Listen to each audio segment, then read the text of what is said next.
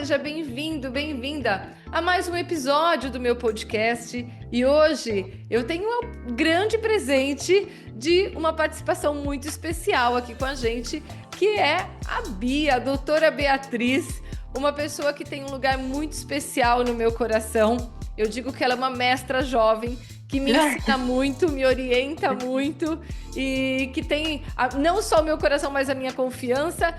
Bia, bem-vinda. Que bom ter você aqui. Agradeço já a sua disponibilidade. Sei o quanto a sua agenda é cheia, né? E a gente conseguiu aí ajustar um horáriozinho que você pudesse participar. Eu gostaria de te pedir para se apresentar, para que, né, aqueles que estão chegando agora e ainda não te conhecem possam conhecer um pouquinho mais você. Maravilha, que legal. Kátia, muito obrigada por essa oportunidade. Eu faço das suas palavras as minhas, né? Eu adoro estar aqui, também poder aprender com você, você aí que me iniciou em tanta coisa. E olá todo mundo que está aqui com a gente agora, muito prazer. Eu sou a Beatriz Conte Naves, atualmente eu sou médica, né? Tenho a formação dentro da medicina do esporte e do exercício e vou contar um pouco para vocês como que eu me tornei essa médica. E também hoje atuo em diferentes partes da medicina do esporte, né? Porque muitas vezes ali a pessoa acha que a medicina do esporte é só para atleta de alto rendimento, para atleta que vai para as Olimpíadas, e isso não é uma verdade. A gente sabe hoje que o médico do esporte ele vai englobar diferentes problemas de saúde, desde doenças crônicas ou até reabilitar alguma dor, alguma limitação. Pode atuar também no processo de composição corporal, falando de suplementação, emagrecimento, enfim. E também sou atleta, né? Atualmente faço triatlon, já pratiquei corrida tanto de atletismo, curta de 100 metros, quanto corrida de rua. E acha que é válido, Kátia, falar um pouco do currículo, da minha formação? Sim, sim, eu queria até que você contasse, né? Uma coisa que eu fiquei pensando que eu nunca te perguntei, e agora, quando Uhum. você estava falando, né? Como eu tenho essa vivência em casa, né? A coisa que mais Aham. perguntam para a Lígia que faz medicina é o que você vai fazer, né? Qual a É. especialidade que você vai escolher? Em que momento da sua história deu essa Legal, luz? Ah, eu legal. quero olhar para, né, a medicina do esporte, porque é algo muito recente no Brasil. Certo. Eu Uhum. confesso que até uns 5 anos atrás eu não conhecia, né? Tive acesso a toda essa dinâmica há mais ou menos uns Uhum. 5 anos. Nós nos Uhum. conhecemos há 2 anos e meio, mais ou menos, foi quando eu Uhum. estava me preparando para ir para Chicago. E foi assim uma surpresa para mim entender que existia realmente alguém especializado nessa área e o Uhum. quanto isso faz falta, né? Eu me lembro que antes, quando as meninas eram pequenas, elas passavam por uma pediatra que tinha uma Uhum. especialidade em esportes e como elas faziam muita atividade, a própria equipe da qual elas faziam parte tinha indicado. E eu pedia muito para ela: me atende, me atende. Ela: não, Kátia, não posso, só posso atender a criança. Mas o que você faz, ninguém faz, me atende. Ela: É. não, Kátia, eu não posso. E de repente, né? Eu cruzo com a Bia que faz o que a pediatra das meninas fazia. E foi muito positivo, foi um ganho muito significativo para mim, né? Em que Uhum. momento deu esse clique em você, essa luzinha em Legal. você? Você sabe que essa pergunta ela é muito frequente, né? Na faculdade tem meio que isso, mas e aí, você vai fazer residência do quê? Vai se especializar em quê, né? Porque hoje é muito difícil um médico ficar como clínico geral. Ele pode ficar um breve período ali da vida, mas com certeza ele vai acabar encaminhando ali para um setor mais específico, até para a gente ter um pouco mais de cuidado, né? Medicina é gigante. E aí sempre vem essa pergunta: Bia, da onde? Contextualizando, aqui no Brasil, a medicina do esporte tem em torno de 10 a 15 anos. Tem essa janela Nossa. um pouco e nasceu ali do serviço da USP com a Unifesp. E lá atrás eram assim, três vagas para USP e em torno de cinco para a Unifesp. Então a gente tinha 8 médicos do esporte por ano. Por isso que Nossa. ainda é muito difícil ver um médico do esporte real, que eu digo assim, que fez residência médica, porque hoje, para se tornar médico do esporte do Brasil, tem duas vias. Ou você faz a residência médica, que são mais 3 anos, ou você faz uma pós-graduação vinculada ao MEC, espera 6 anos e presta uma prova de título, mas claro que assim, a formação é muito diferente, né? Quem faz uma Sim. pós vai ter ali encontros meio que mensais, e quem faz a residência vai vivenciar durante 3 anos aquela experiência a fundo de 60 horas semanais. E aí, Sim. contando um pouco da minha jornada, eu me formei médica pela Faculdade de Medicina do ABC, e essa informação é a chave para eu ter me tornado médica do esporte, vou explicar por quê. Segui na residência de Medicina do Esporte e do Exercício pela Prevent Senior, que a ideia, na verdade, é o grupo New On, que é um grupo específico que cuida de esporte, né, que é a Casa do Esporte Sim. vinculada ao IBIR, ali na frente. Durante a minha residência, eu fiz, no meu R1, uma pós-graduação em tratamento da obesidade e do emagrecimento pelo Hospital Israelita Albert Einstein. Fiz, no meu R2, que é o segundo ano da residência, uma especialização em transtornos alimentares pela USP, né, pelo HC, aquele Instituto de Psiquiatria, bem focado em compulsão, distorção de imagem, como a gente lida com o alimento.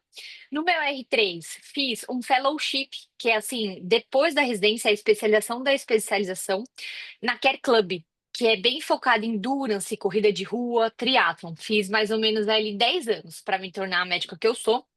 E engraçado que assim, eu entrei na medicina ali no final do meu primeiro, segundo ano do ensino médio, eu tinha vontade de ser médica muito porque a minha família trouxe um histórico muito forte de câncer, né, que são neoplasias Uhum. ginecológicas, então assim, perdi muitos entes queridos muito nova, então meus avós, tias, madrinha, até primos muito novos. Uhum. E ali, quando eu estava no ensino médio, isso mexeu comigo. E aí, olhando aqueles médicos, eu falei, isso faz muito sentido.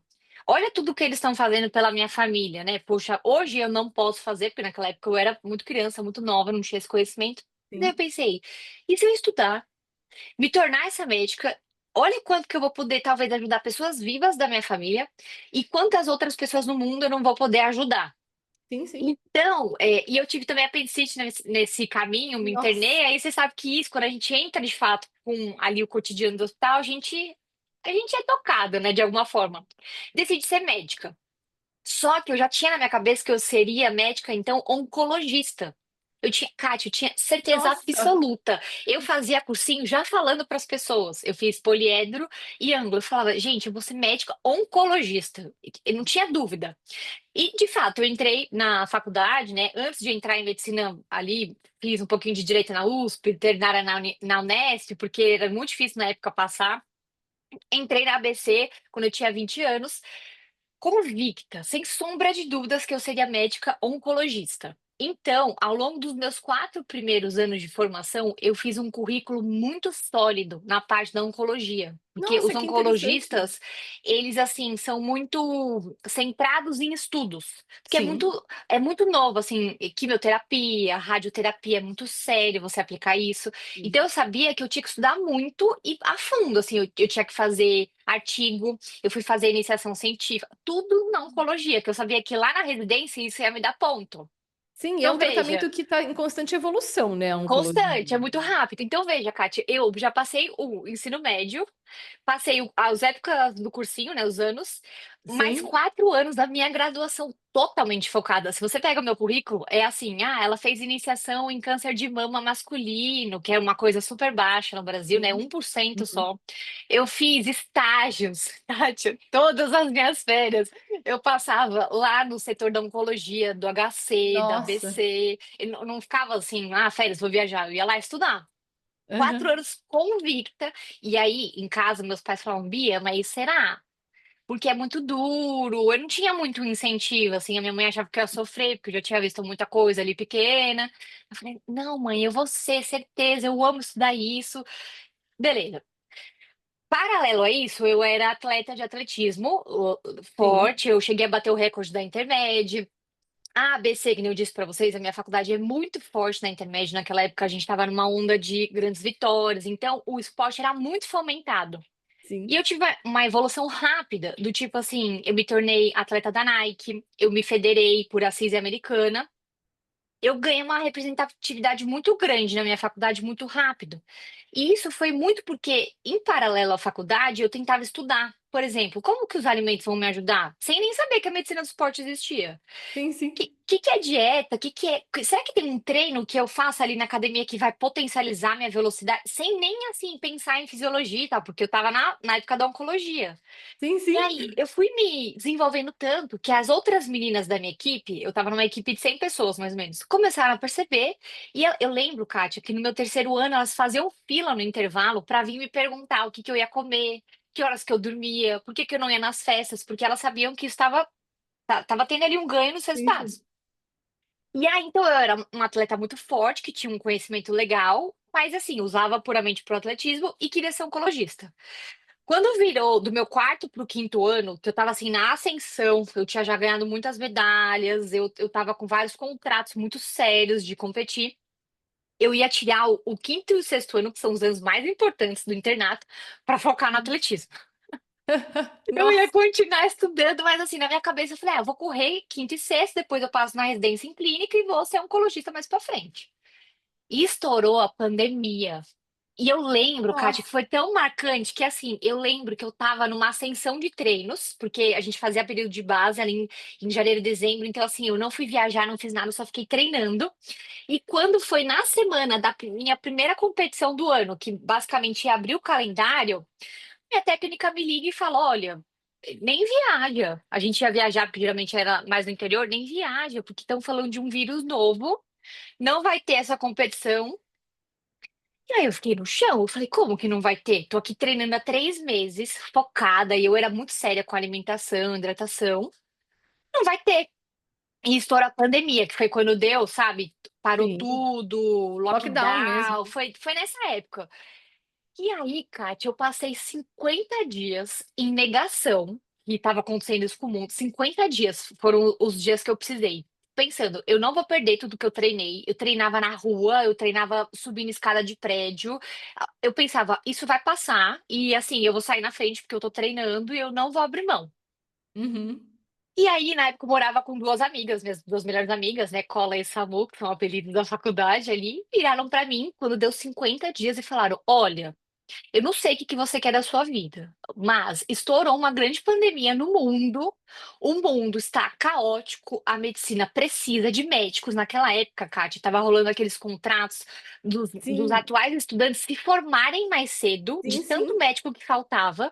E a gente tinha, olha que absurdo, tinha aula de como aprender a fazer declaração de óbito. De tanta morte que tinha, não tinha médico para laudar. Olha que loucura. E os meus professores da época estavam assim, exaustos mentalmente, sabe? E aí me Uhum. chamaram as duas e falaram assim: minha filha, é o seguinte, a faculdade inteira tá se doando, tá todo mundo estudando pra prova da residência, ninguém mais tá pensando em correr, só você que tá nessa, tipo, acorda, né? Deram ali Uhum. um checkmate na minha vida. E aí eu falei, cara, então, calma aí.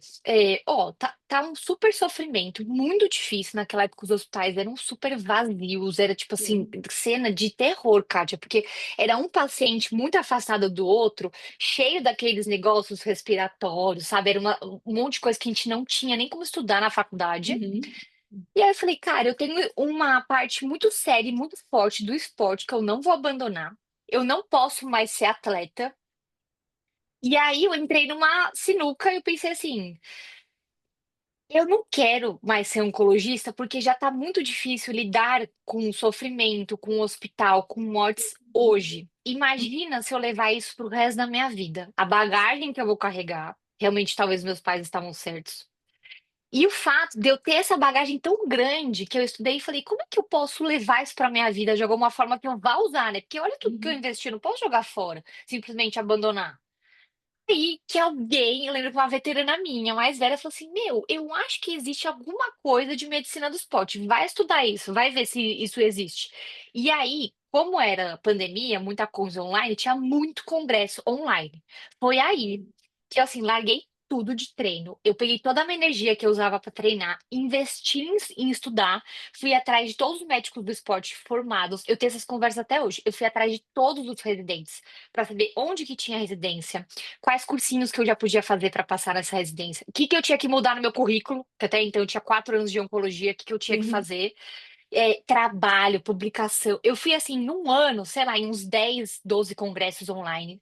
Estudei muito, vi que existia, vi os serviços, e aí decidi que eu ia para medicina do esporte. E mais, naquela época estava abrindo o serviço que eu passei, que era da New On, que só iam ter 2 vagas, e eu queria muito, muito, muito passar lá, porque era a residência que estava patrocinando as Olimpíadas da época. Aham, E aí eu entrei nessa, e basicamente assim, Kátia, eu passei 2 anos com uma mentalidade fixa, que eu ia ser médica do esporte na Prevent Senior, tanto que no dia da minha entrevista, eu tava em quinto, eu precisava ganhar um 10 para atingir ali. E aham. eu olhei no meu chefe, no rosto dele, o chefe que foi durante 3 anos, falei, Sim, doutor sim. Gustavo, se você não me passar agora nessa prova, eu vou sair daqui, eu vou continuar estudando, mas eu vou ser médica do esporte pela Prevent Senior, porque sabia que lá ia me dar um futuro bem, bem grande dessa Sim. parte de alto Uhum. rendimento, Olimpíada. E foi assim que eu me tornei médica do esporte. Que loucura, né? Como a vida dá viradas, né? De repente a É. gente tem um foco tão certo, tão certo, tão certo, e de repente a vida faz um ajuste ali e coloca a Kátia, gente onde a foi. gente tem que estar, né? É. E as minhas amigas, devo muito a elas, porque assim, você imagina essa cena? Todo mundo no hospital, super engajado, preocupado, aquelas coisas de se esterilizar. E eu chegava em casa e falava, galera, eu vou correr na escada do prédio. Sabe umas coisas assim? Delas, minha filha, você tá doida? Porque talvez você precisasse viver isso dessa forma para que todas as consciências se organizassem, É. né, Bia? E É. aí você começou, fez todo o processo, né, e começou a atuar como médica do esporte, né? Tem quanto Uhum. tempo que você atua como médica do esporte? Médica do esporte mesmo, eu me formei na residência nesse ano em março, né? Porque durante a residência a gente fala que a gente está estudando, que a gente está em Sim. potencial de ser. Então, acho que basicamente vai 6, 7 meses com a minha formação e tudo mais.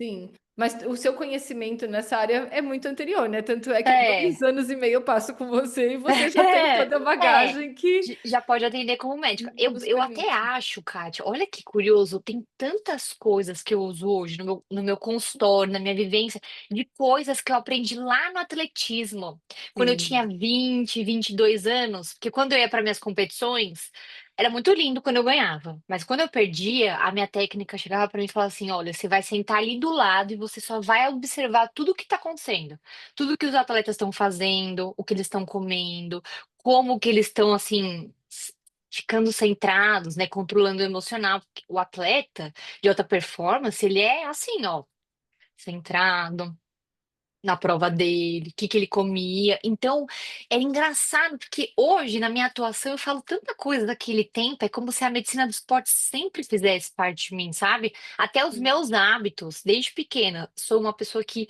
eu durmo muito cedo, se deixar eu durmo 8 da noite. Eu amo acordar tipo 4 da manhã. Eu não bebo absolutamente nada, tipo assim, a minha faculdade inteira fui muito assim, eu sofria, entre aspas, com os Grada. veteranos. Era difícil as festas, né, a medicina ali tem muita coisa. Eu até não gostava de ir para festas, que eu sabia que eu ia sofrer nesse sentido. Mas é engraçado que, assim, parece que desde que eu vim para cá, desde que eu nasci, eu só precisei da residência para me dar esse diploma e essa autoridade na área, sabe? Mas eu uso coisas muito minhas. Da sua vivência, da sua experiência, do É, seu de cotidiano. pessoa mesmo. E dentro desse processo todo, eu sei que recentemente você criou uma comunidade, né? Conta Uhum. um pouquinho pra gente sobre essa comunidade. Perfeito. Então, basicamente assim, né? Quando, ao longo das minhas consultas, eu ia percebendo que quando chegava ali na hora da consulta, eu tinha exatamente 1 hora para uma pessoa em um lugar. E eu entregava tudo que eu podia nessa 1 hora. Tipo, Uhum. tentava, dar um pouco do meu conhecimento, entender a pessoa, saber como é que eu podia ajudar, entregava absolutamente tudo. Só que quando essa pessoa ia embora, me chamava a atenção que nem sempre ela voltava com tudo que eu tinha pedido. Às vezes ela não conseguia visualizar esse processo que eu tinha passado. Às vezes ela não conseguia se ancorar e criar esse compromisso comigo. E isso começou a me frustrar um pouco, porque por muito tempo eu achei que era a forma que eu estava me comunicando, ou é a forma que eu estava ali lidando com as minhas consultas e agendamentos. E eu comecei a perceber que as queixas eram muito parecidas, as queixas se repetiam, às vezes as pessoas estavam muito cansadas, sem uma direção, ou até elas sabiam o que era para ser feito e muitas vezes elas não tinham talvez aquele start de realmente fazer. E eu tinha vontade, no começo da minha carreira, Kátia, juro, de ir embora com esse paciente para casa dele. Eu falava, se eu pudesse, eu ia na sua casa ver o que você come para te ajudar, ver que horas que você está dormindo e por que que você não dorme. E claro, né, isso não é possível. E aí eu falei, como é que eu posso achar um jeito de realmente estar em mais de um momento e falar mais de uma vez o que precisa ser dito, porque o problema não é repetir, né, que a pessoa internalize, Sim, sim. é, e assim, realmente criar esse senso de comunidade, de pertencimento para as pessoas saberem que elas não estão sozinhas aqui, sabe? Que Uhum. tá tudo bem, talvez você não conseguir emagrecer o que você quer no tempo que você quer. Tem outras pessoas também tentando, né? Fazer um pouco desse acolhimento fora. Para mim, médico do esporte, ele atua muito in loco, sabe? Ele não é só o médico que fica sentado no consultório, laudando exame ou prescrevendo remédio. E aí veio a Hub Health, que basicamente é uma comunidade, é um movimento de saúde, onde eu consigo orientar vários temas ao mesmo tempo, né? Porque lá a gente tem muito conteúdo gravado, mas também tem encontros semanais de temas que a própria comunidade me traz. Então, por exemplo, eu pergunto o que que eles estão precisando de ajuda, e aí a gente faz uma reunião comigo quando está dentro das minhas competências.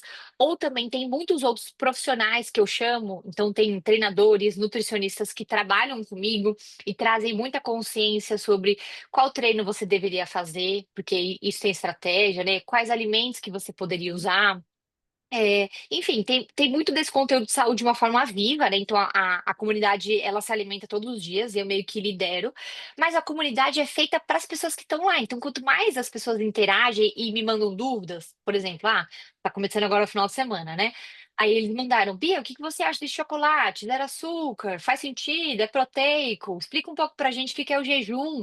Então é muito vivo.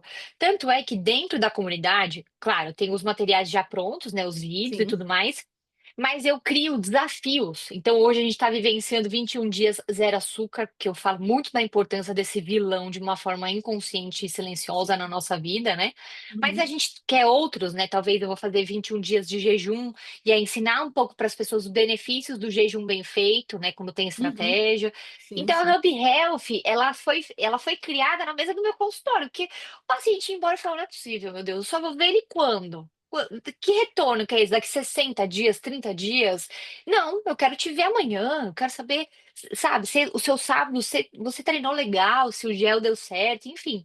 E a Sim. comunidade me permite isso, né? O digital dá isso pra gente, né, Kátia? Sim, sim. E é interessante, né? Porque uma coisa que você fala, e eu fiquei refletindo muito, já há algum tempo você fala isso para mim, e eu sempre observo, que é o atleta quando ele começa uma prática, né? Ele de repente ele resolve sair daquela vida convencional de fazer uma esteira sozinho na academia, de pedalar numa aula de spinning e deseja se tornar um atleta, seja um atleta de triatlon, de corrida, de bike, enfim, né?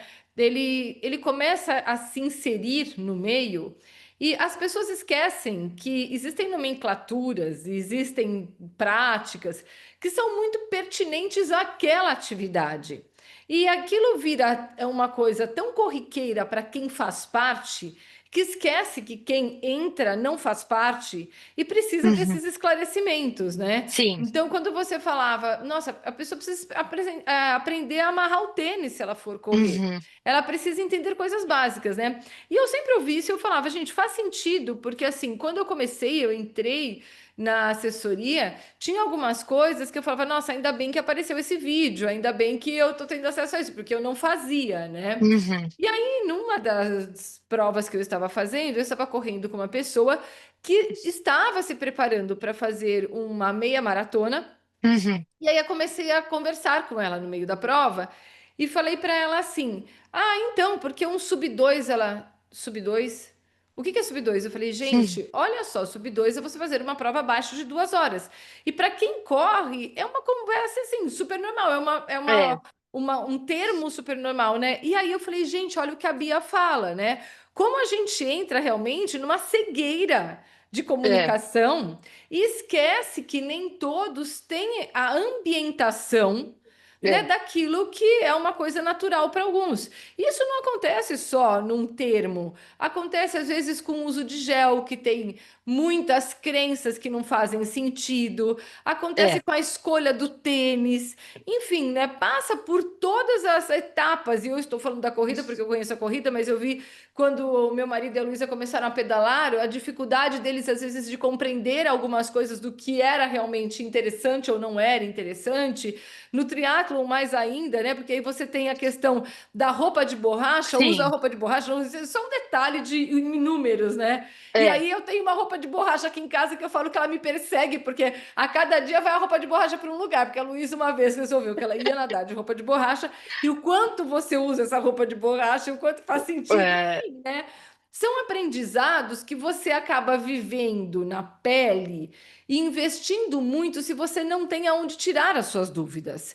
Você acaba, às vezes, né, se perdendo um pouco se você não tem uma referência aonde tirar essa dúvida, aonde buscar essa orientação. E eu é vejo a isso, sua comunidade muito como esse suporte. é isso, Ele que tem vergonha de perguntar para o técnico, tem vergonha de perguntar na equipe, porque todo mundo já fala, já faz, como eu não vou saber e eu não vou falar, como se isso fosse uma coisa natural e a gente é, crescesse, né, tomando gel ao invés de tomar mamadeira. Mas as pessoas começam a se sentir, na verdade, começam a se sim, sentir envergonhadas, né?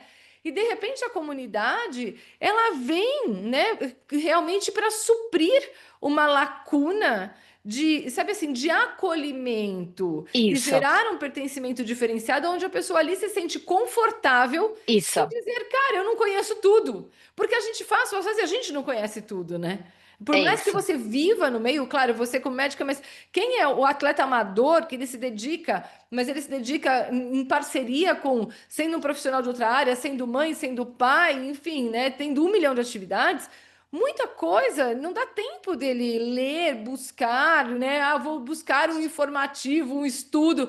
Não, ele precisa dessa informação. Então, eu acho muito legal uma comunidade que entregue essas referências, esses elementos que vão melhorar a condição, a qualidade da prática do esporte, vão gerar segurança, porque alguns itens são de segurança mesmo, né? E até gerar um insight de situações que a gente nem imagina, né, Bia? é. Com certeza. Você falou ali duas palavras que é realmente o que eu tento entregar na Hub Health, que é pertencimento e acolhimento. Tanto que lá os nossos desafios, eles não buscam uma competição interna. Eu não quero a palavra performance, porque hoje está muito em alta isso, né, Kátia? Tipo, a todo momento as pessoas têm que entregar um resultado, quem corre mais, que faz sentido isso, proatividade a 100%. E não é o que a Hub Health é hoje. Eu quero que as pessoas se sintam muito à vontade para realmente serem elas mesmas, sabe? E elas se conectarem com informação de boa qualidade. Porque hoje a gente sabe que o digital ele traz muita informação, mas a gente tem que Sim, filtrar o que faz sentido ou não naquele momento. Como que você vai usar isso na sua rotina, que tá tudo bem se você perder um treino, tá tudo bem se um dia ou outro. Eu falo muito do método 80-20 lá, que basicamente assim, o seu 80 ele é tão bem feito, é um básico tão ancorado que o 20 ele vai existir, mas ele vai existir sem culpa nenhuma. Que é sim. quando você ali quer comer uma pizza com a sua família, quer comer um chocolate, quer ir não ir treinar, quer ficar um pouco mais deitado, e tá tudo bem, porque isso aqui foi a exceção de um 80 muito consolidado, né? Concordo. É, e faz muito sentido, né? E assim, às vezes são coisas tão básicas. Eu vou contar uma coisa, gente, há quanto tempo eu corro, né? E há Uhum, quanto tempo eu uso relógio de corrida, né? E aí, outro dia, eu tava correndo com a Luísa, né? E ela assim, quanto falta, né?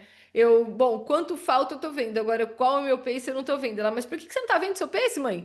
Não tô vendo, não tá aparecendo na tela o meu pace, né? Mãe, uhum. bate o dedo no botão de baixo que vai vir a próxima tela ali, você vai ver seu pace. Então, assim, pode parecer bobo, mas, assim, principalmente para uma geração como a minha, que não estava acostumada com, sabe assim, com toda a tecnologia, às vezes bater o dedo no botão sabe assim, desabilitar o Sei. treino e pôr o treino Não, perdido.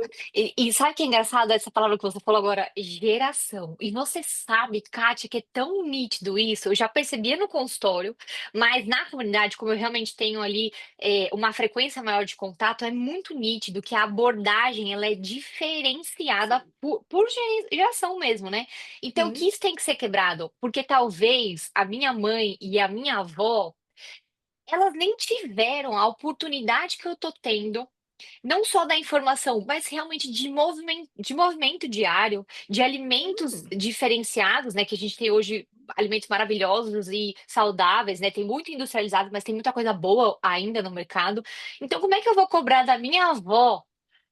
Que assim, naquela época, nem acho que tinha academia, sabe? Pra ela realmente ter essa frequência. Eu nem sei. Ali a posição da mulher era outra, né? Sem Então, assim, a dúvida. gente tem que ter esse cuidado, sabe? Porque hoje a minha mãe, ela faz atividade física, mas eu não posso esperar dela um conhecimento nessa hora que eu vou orientar. Eu não posso chegar para ela e falar, mãe, você vai na academia e vai fazer um leg press, vai ali 3 vezes na semana, ela não vai entender.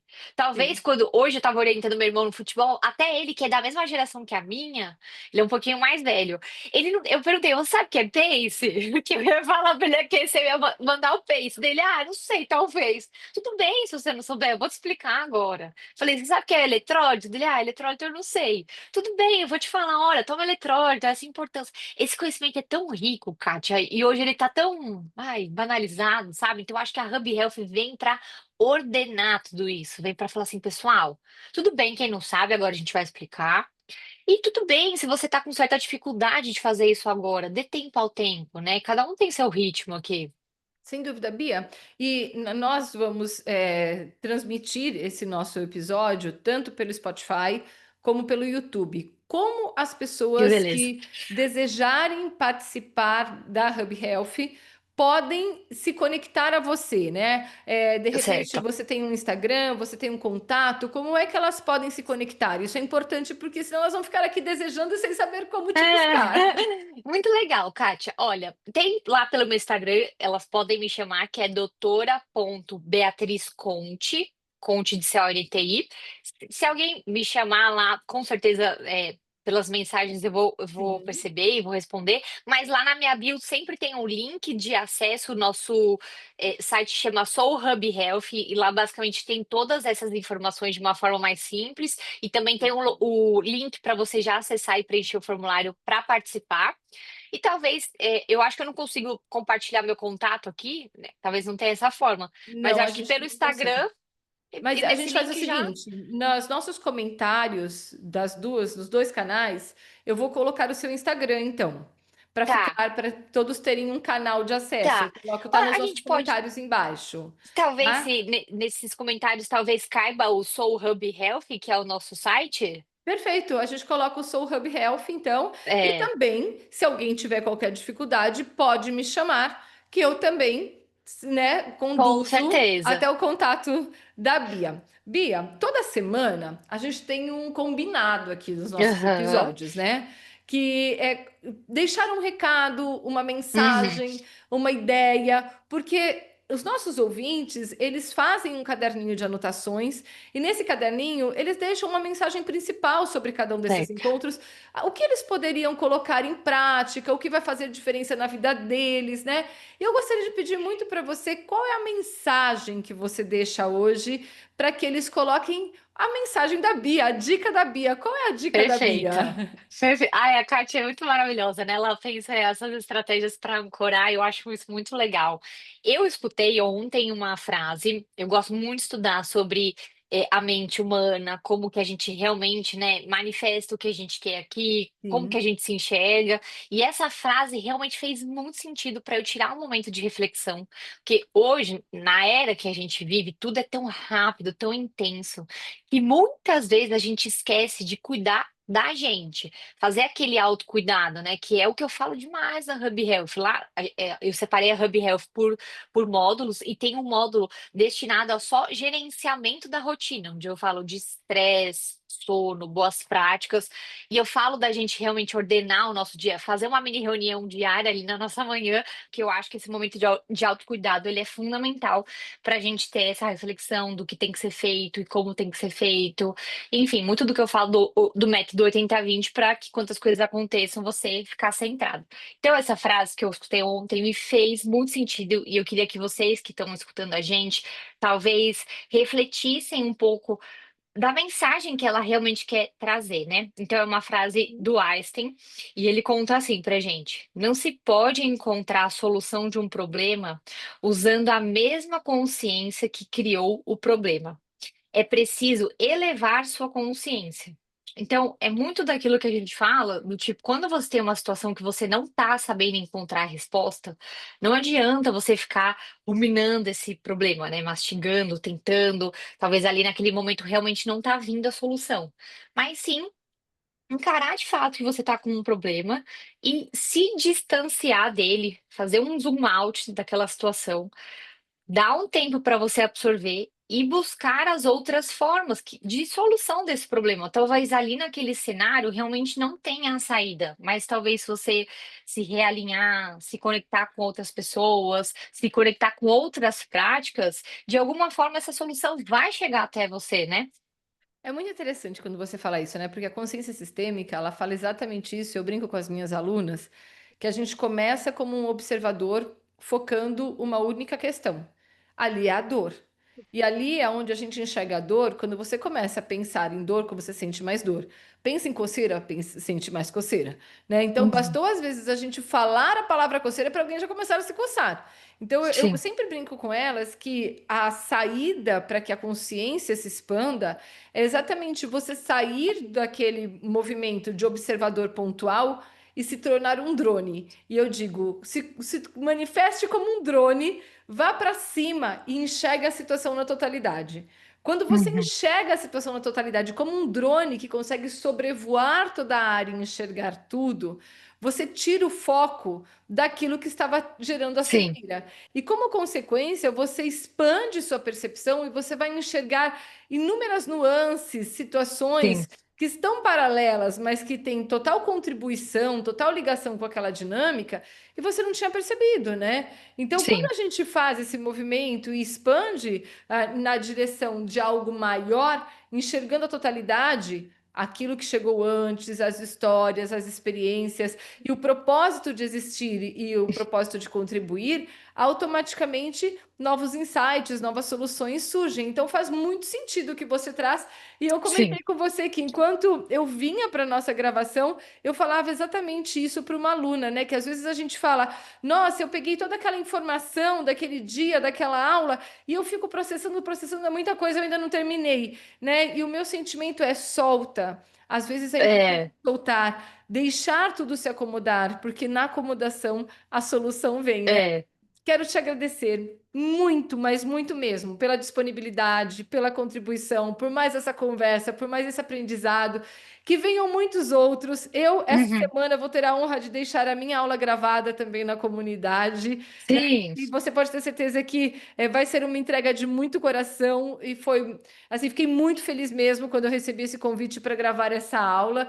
Tenho certeza que caminharemos muito juntas ainda. sim, Muito obrigada sim. pela sua disponibilidade, por ter aberto a sua agenda e que Deus te abençoe. Muito sucesso. Muito legal. Essa energia de vida que você tem, que ela é maravilhosa, encantando a todos. Um grande beijo, Bia. Muito obrigada. Obrigada eu, Kátia. Eu acho que nossos públicos se conversam tanto, né? Eu acho que assim, é engraçado porque cada um deles, eu acho que eles não são mesmo, mas eles realmente têm tanto para se conectar.